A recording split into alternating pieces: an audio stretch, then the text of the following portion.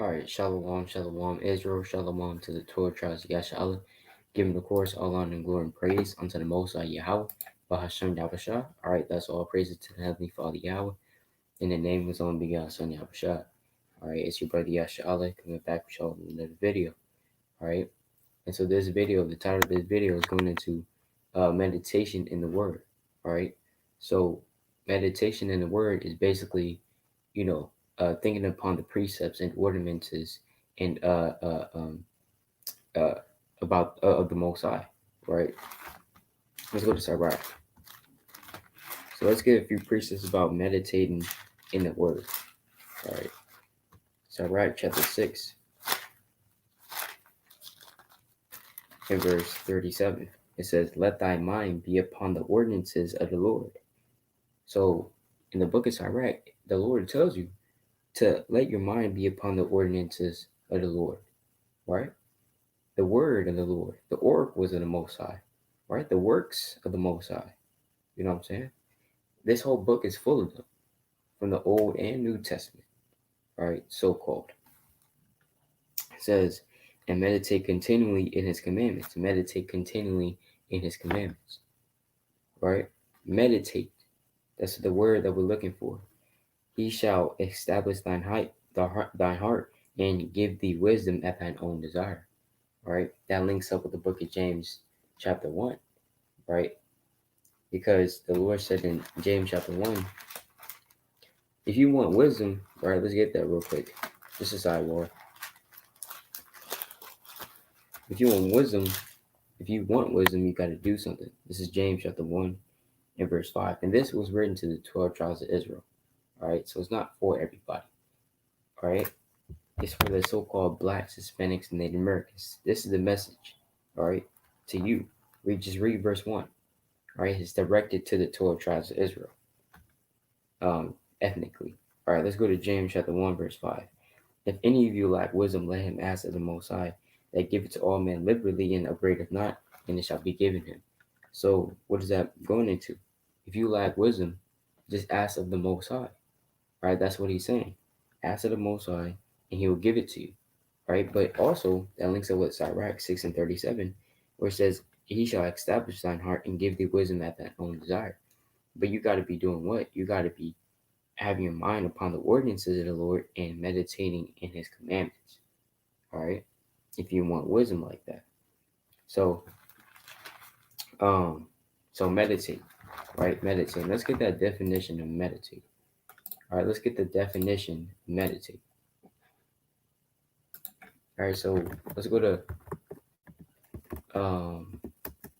definition, right? Meditate definition. All right, so meditate, right?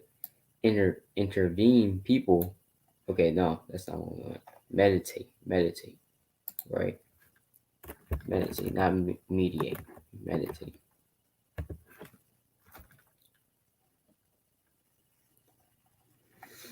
Meditate. Think deeply or focus one's mind for a period of time in silence or with the aid of chanting for religious or spiritual purposes or as a method of relaxation.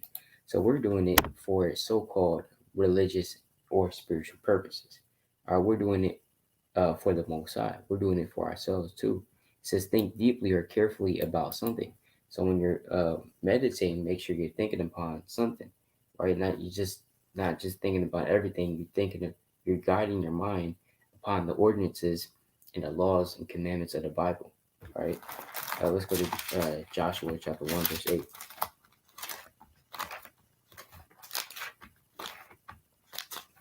This is the book of Joshua chapter 1, verse 8.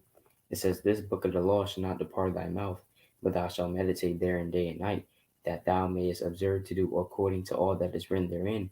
For then thou shalt make thy way prosperous, and then thou shalt have good success.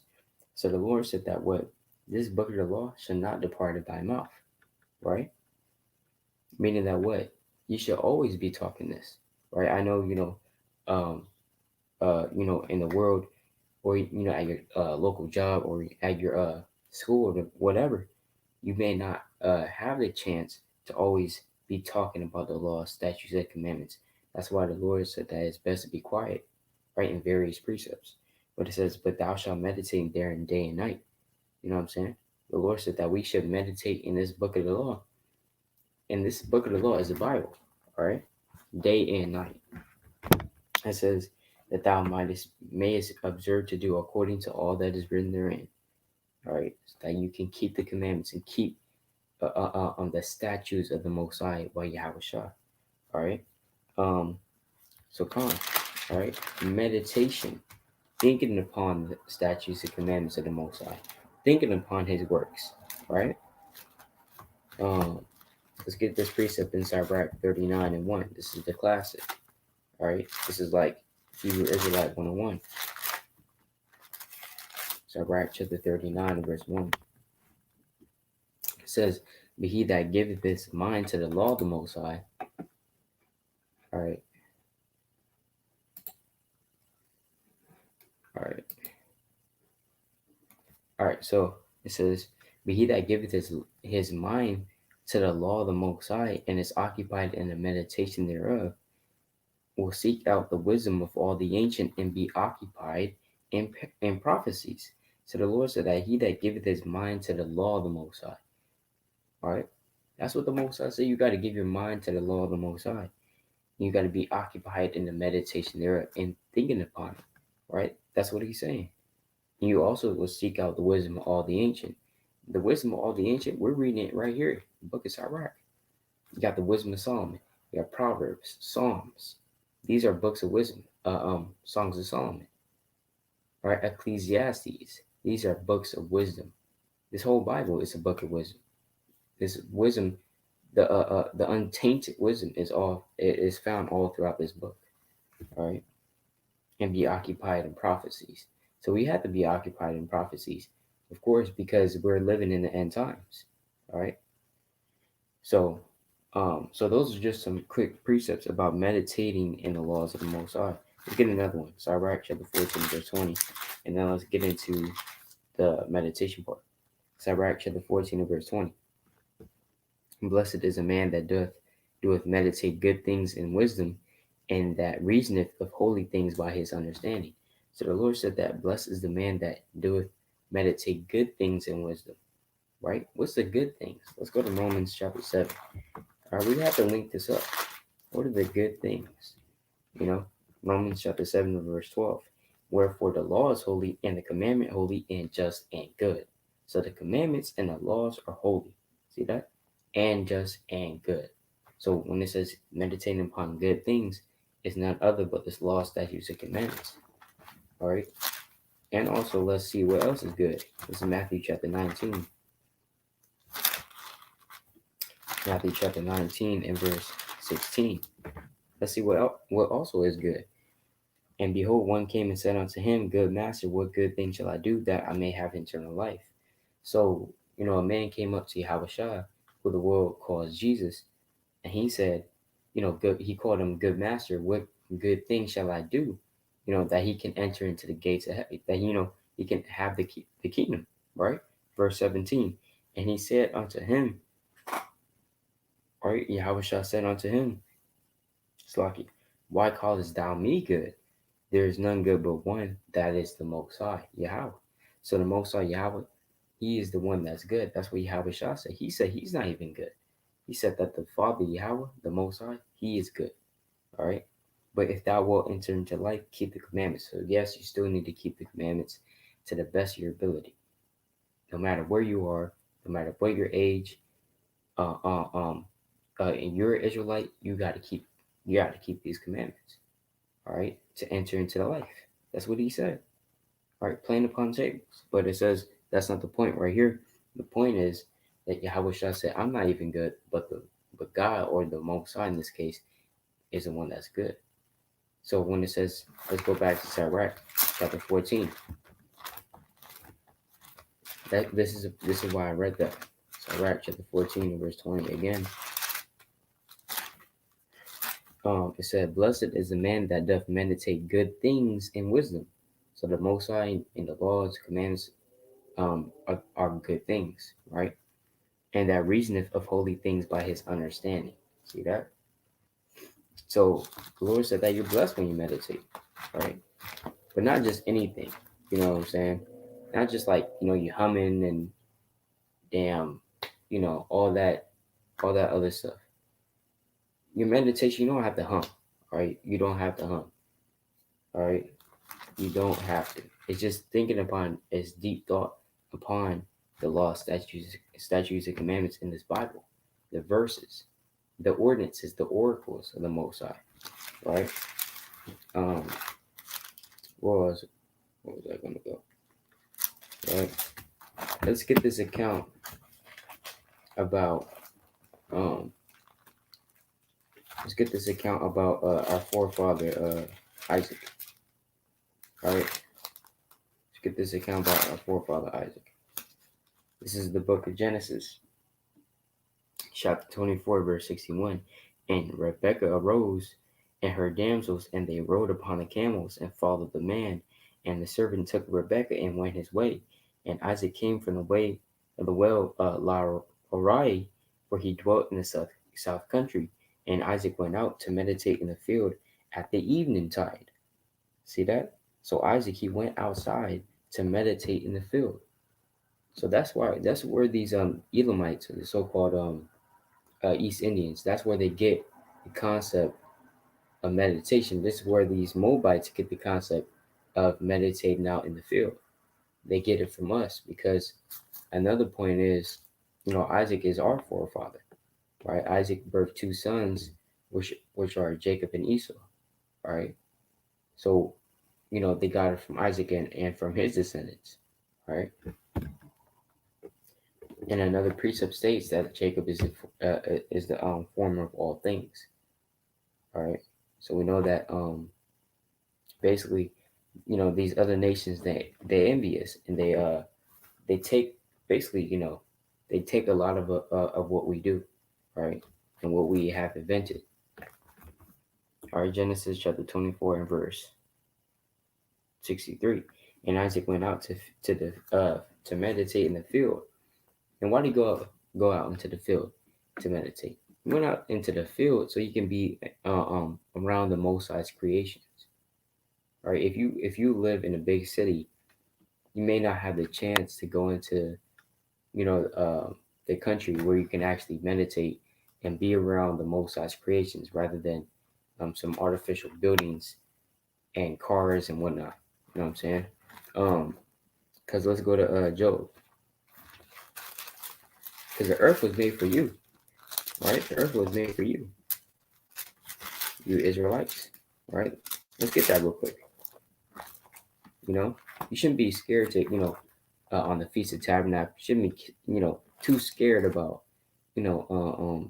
camping outside because the earth was given and made for you, but now it's in the hand of the wicked, right? According to Job chapter 9, verse 24.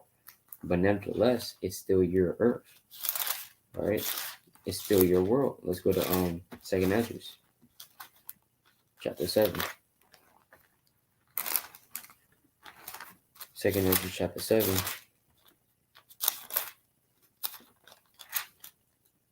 And verse Slakia. Second Ezra chapter 7 and verse 10. And I said, it is so, Lord. Then said he unto me, even so is Israel's portion. Because for their sakes I made the world. And when Adam transgressed my statutes, then was decreed that now is done. So the Lord said that what? That Slakia. For the sakes of Israel, he created the world. So the world was made for us. All right? The world was made for us. All right, let's get another precept. 2nd Ezra chapter 6, verse 58. But we thy people, who is the people of the Most High?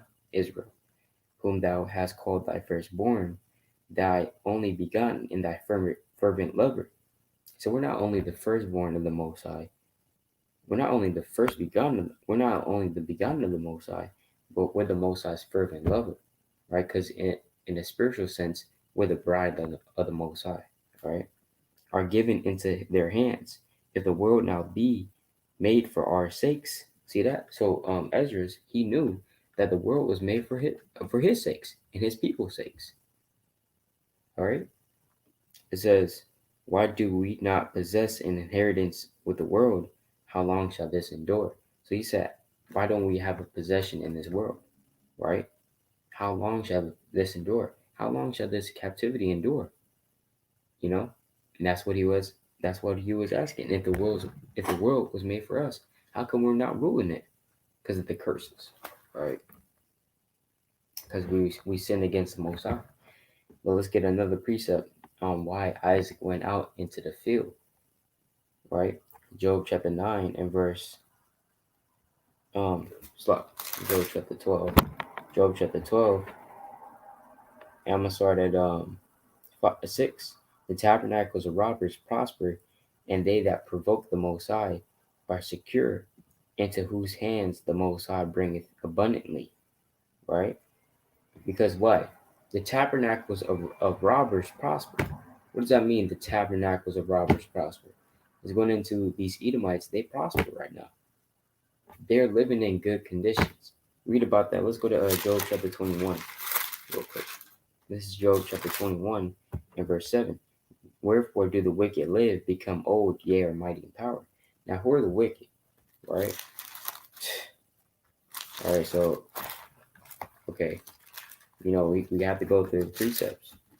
Let God be true and let every man alike. This is Malachi chapter 1 and verse 4. Whereas Edom saith, I'm gonna start at I'm gonna just start at 1. All right, Malachi 1 and 1. The burden and the word of the Lord to Israel by Malachi. I have loved you, saith the Lord. Yet ye say, wherein hast thou loved us? Was not Esau Jacob's brother, saith the Lord? Yet I loved Jacob, and I hated Esau, and laid his mountains and his heritage waste for the dragons of the wilderness. So though the Most High loves Jacob, you know what I'm saying? He hates Esau. Now, Esau is a so-called white man today, right? And he hates the so-called white man, but loves the so-called blacks, Hispanics, Native Americans, who are despised in this world, all right? Verse 4. Verse 4. Whereas Edom saith, we are impoverished, but we will return and build the desolate places. Thus saith the Lord of hosts, they shall build. So the Most High is letting Esau build, infrastructures, buildings, and all this manner of infrastructure and all that, right? The Most High is letting him build New York and whatever, right? They thus saith the Lord of hosts, they shall build, but I will throw down, and they shall call them the border of wickedness. The Lord said that he's going to call, or people are going to call Esau the border of wickedness, and the people against whom the Lord have indignation forever. All right. So the Lord said that what Esau is the border of wickedness. So they're the wicked. All right. They're the wicked on the earth. This is Job chapter 9, verse 24. The earth is given into the hand of the wicked. So the earth was given into the hand of the wicked. That means that what? The wicked are bearing rule right now. Let's go to Proverbs.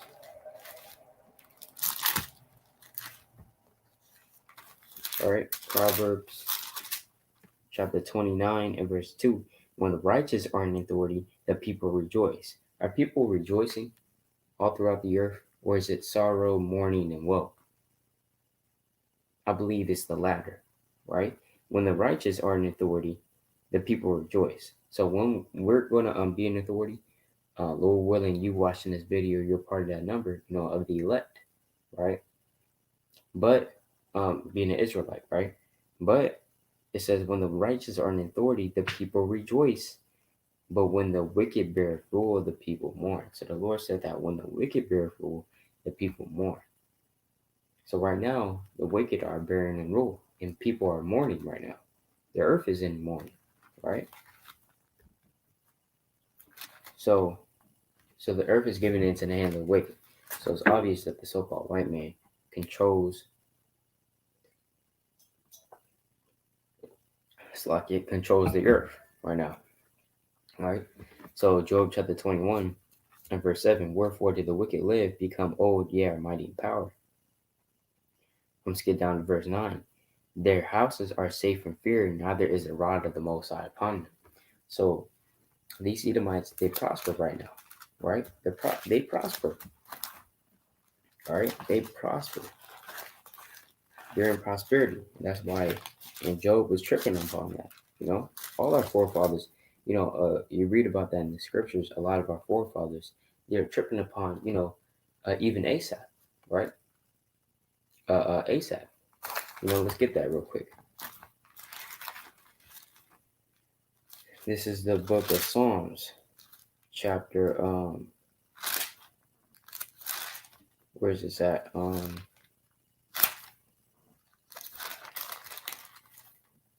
Okay, let me check this one real quick.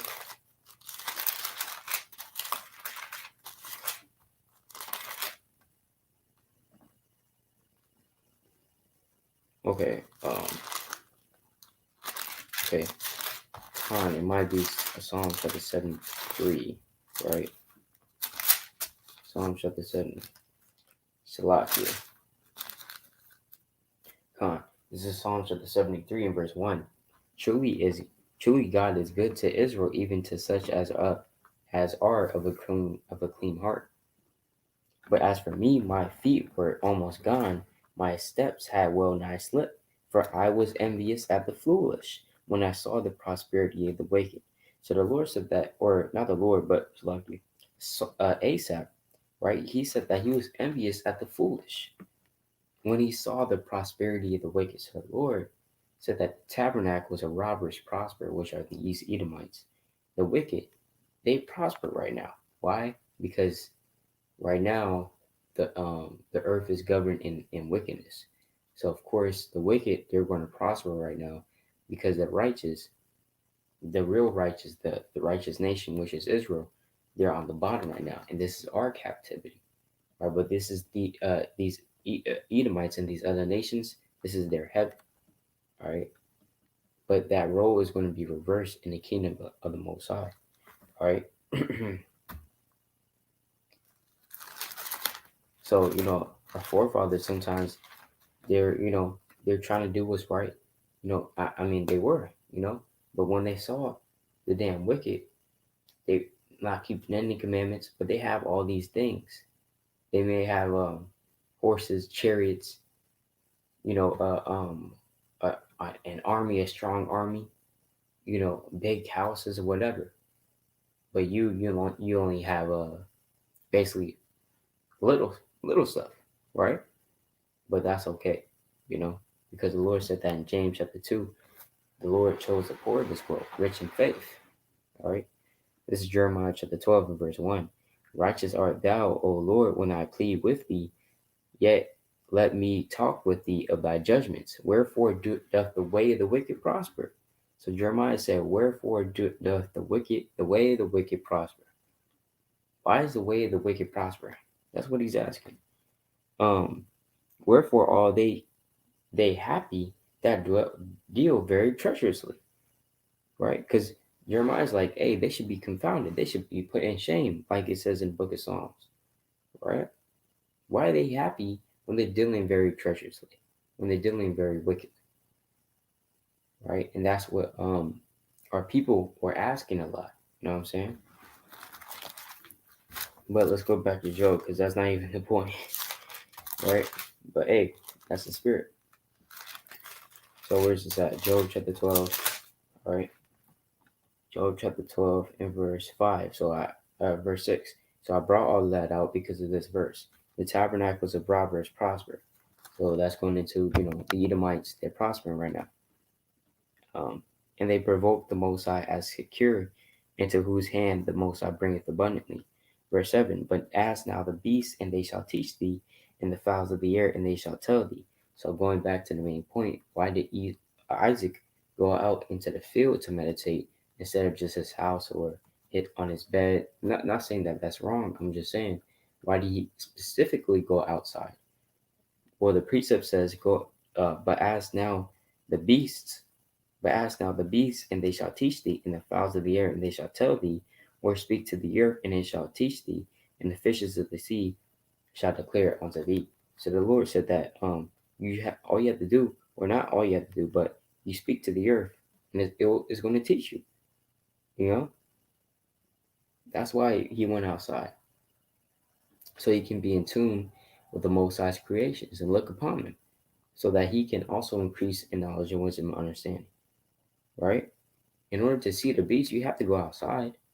to fully connect with them, right? Because that's where the beasts, they lodge outside, right? The fowls of the air, they are outside. The fishes of the sea, they're outside. The earth is outside your house, right? It says, who knoweth not in all these that the hand of the Lord hath wrought this, right? And whose hand is the soul of every living thing and the breath of all mankind, right? So that's in on that, right? So, and it's also about, thinking upon the ordinances of the Lord. I want to see what I can get if I look this up real quick. I want to see what I can get. All right. So, what was this? Right, ordinances.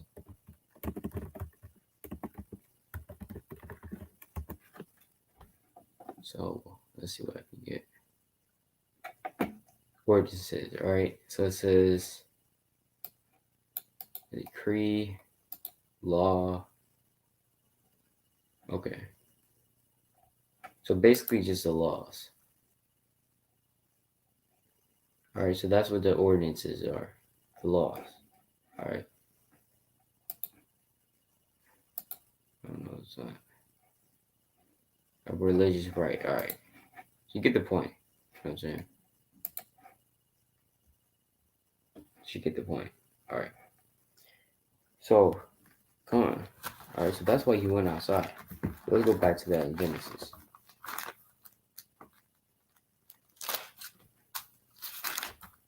Genesis chapter 20.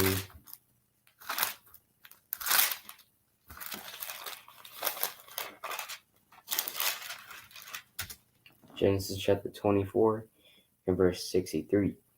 And Isaac went out to meditate in the field at the eventide. And he lifted up his eyes and saw, and behold, that the camels were coming. And Rebekah lifted up her eyes, and when she saw Isaac, she lighted off the camel. For she had said unto the servant, what man is this that walketh in the field to meet us? And the servant had said, it is my master. Therefore she took a veil and covered herself. So she was like, what man is this in the field, right, to meet us? But Isaac was, meditating upon, most likely the commandments of the Most High, right, in the field. So, if you want to be more like your forefathers and foremothers, why don't you try meditating outside or something, Why don't you try meditating, right? You should try meditating. Why? Because that's how you're going to get on a certain deeper level and also memorize, for one, memorize the precepts. Two, to memorize what you have learned. Three, because the Bible tells you, or actually, first of all, because the Most High tells you to meditate, all right? And also, the way I meditate is basically have a lot of precepts, written down, right? I have a lot of precepts written down for various topics. Okay, those are the precepts, like depression, right? Gathering together. Okay, our sins are written in the book. The precepts for that. Slow to anger, be slow to anger, with some precepts about that. And you can meditate upon those. And that's another way you can memorize them. And another way I memorize and meditate in the Word is basically, you write down your precepts and you try to remember them by keep going through them, right?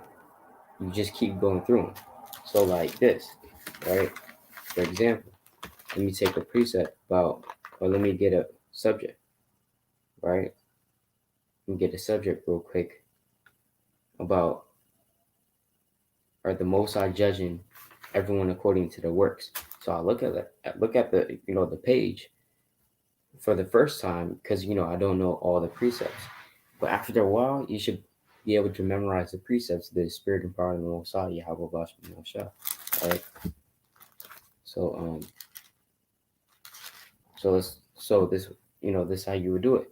So you would go to a precept, right? Judge every man according to his works. All right. So you go to precept. This is Psalm chapter 62 and verse 12. It says, also unto thee, O Lord, belongeth mercy, for thou renderest to every man according to his work. So boom. thou renderest to every man according to his work. All right, let's go to 2 Corinthians chapter 5 and verse 10. It says, for we must all appear before the judgment seat of Mahashiach, that everyone may receive the things done in his body according to that he have done, whether it be good or bad. See that? So, judging every man according to his work. All right, let's go to Revelation. Revelation chapter 22 and verse 12. And behold, I come quickly, and my reward is with me, to give every man according as his work shall be. So, giving a man according to all the works, to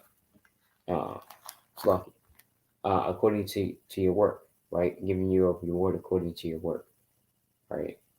So then you just, going through the precepts, boom, boom, boom, right? Flipping through your book and making sure you're going through the right precepts and the same precepts. That's how that helps me to remember precepts. Of course, it's all through the Most High, wa Yahushua, wa Rakah Kadash. But on a carnal level, that's a way to remember precepts, right? So so like I said, you can write down your precepts. You can write down your precepts, and you just keep going over them. Repetition. All right, so that's how you will meditate in the Word. All right, so let me see if I can get the precept on that. Yeah, come on, Psalms.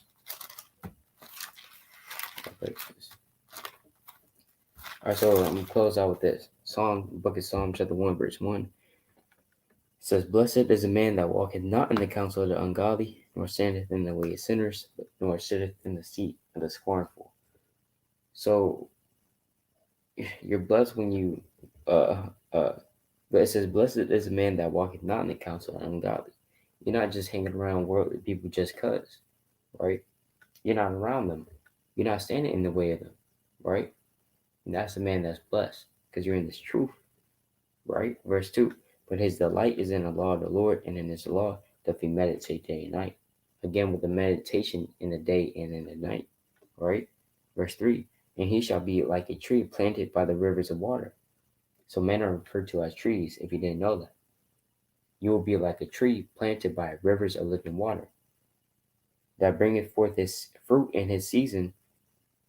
His leaf shall not wither, and whatsoever he doeth shall prosper. And whatsoever you do shall prosper. All right, your fruit, you're going to bring forth fruit. Your fruit is your works, right? Read about that in Matthew, the 7th chapter. Verse 4, the ungodly are not so, but are like the chaff, which the wind driveth away. You don't want to be like the chaff, right? The chaff is like nothing. It's like rubber, right? And, verse 5, therefore the ungodly shall not stand in the judgment, nor sinners in the congregation of the righteous. Verse 6, for the Lord knoweth the way of the righteous, but the way of the ungodly shall perish. All right. So with that, Israel, Lord willing, this was edifying. Giving a course, all honor and glory and praise. Of course, unto the Most High Yahweh, Ba'ashem Nabashah. Like say Shalom.